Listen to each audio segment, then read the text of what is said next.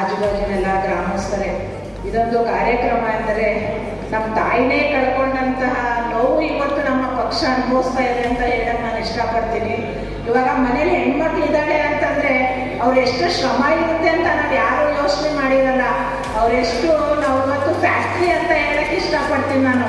ನಮ್ಮ JDS ಮನೆ ಅಂತಂದ್ರೆ ಎಲ್ಲ ರಾಜಕಾರಣಿಗಳನ್ನು ತಯಾರಿಸಿದಂತ ಒಂದು ದೊಡ್ಡ ಫ್ಯಾಕ್ಟ್ರಿ ಅಂತ ಹೇಳಕ್ ಇಷ್ಟಪಡ್ತೀನಿ.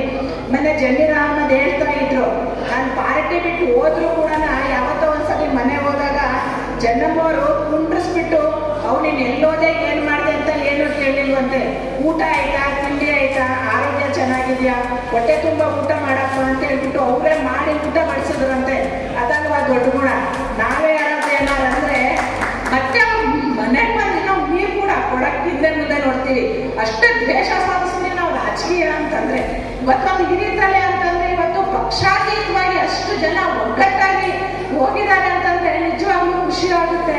ನಾನು ಒಂದೇ ಹೇಳಕ್ಕೆ ಇಷ್ಟಪಡ್ತೀನಿ, ಇವತ್ತು ಅವರು ಹೋದ್ಮೇಲೆ ನಾವು ಹೆಣ್ಮಕ್ಳೆಲ್ಲ ಮಾತಾಡ್ಕೊಂಡು ಇಷ್ಟು ದಿನ ಆಯ್ತು ನಾವು ಹೋಗಿ ನೋಡೋ ಯೋಗ ಇಲ್ವಲ್ಲ ಹೆಣ್ಮಕ್ಳ ನಮಗೆ ನಾವು ಹೋಗ್ಬೇಕಾಗಿತ್ತು, ಒಂದ್ಸತಿ ಅವ್ರ ಆಶೀರ್ವಾದ ಪಡಿಬೇಕಾಗಿತ್ತು. ನಾವು ರಾಜಕೀಯಕ್ಕೆ ನಾವು 15 ವರ್ಷ ಆದ್ರೂ ನಮ್ಗೆ ಯೋಗನೇ ಸಿಗ್ಲಿಲ್ಲ.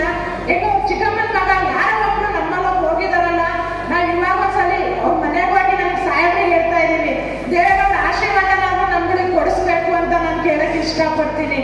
ಮಾತಾಡೋಕೆ ಅವಕಾಶ ಕೊಟ್ಟ ಎಲ್ಲರಿಗೂ ಒಂದಿಸ್ತೀವಿ.